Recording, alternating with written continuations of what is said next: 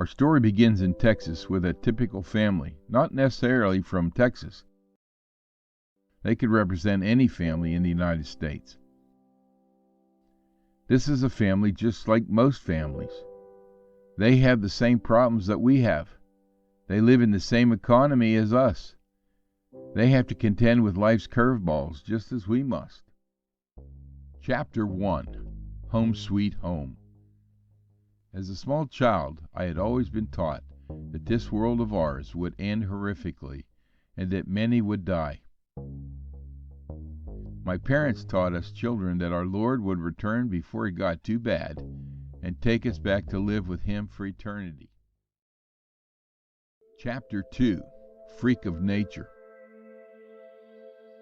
Channel 7 is now reporting that 4 are dead and at least 7 are missing. I have the police chief with me and he is ready to answer a few of our questions. Sir, what happened here? Bonnie, it was a freak earthquake. We don't live on any faults here, at least none I'm aware of. It just happened. Chapter 18. The Fall. It was now fall. The summer had gone by so quickly. We had made it.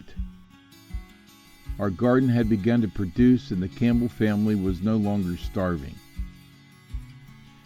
Things in the Middle East were getting more and more tense as Israel and the United States anticipated war with Iran, Russia, China, and a few smaller countries. We said an extra prayer in closing. Many closed their eyes and voiced their own prayer to God. In all cases, we could tell that there was fear in the room.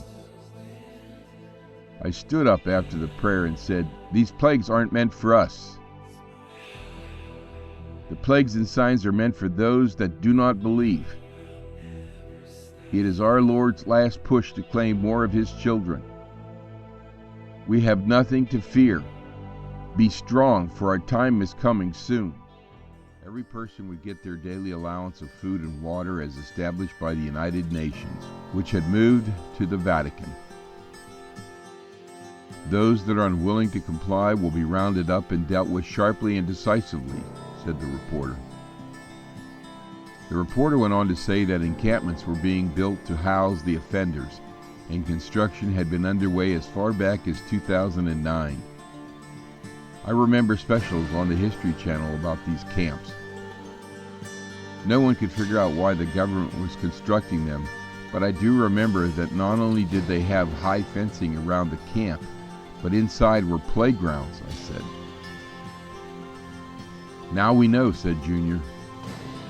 "They're going to round us up and force us to comply or be punished."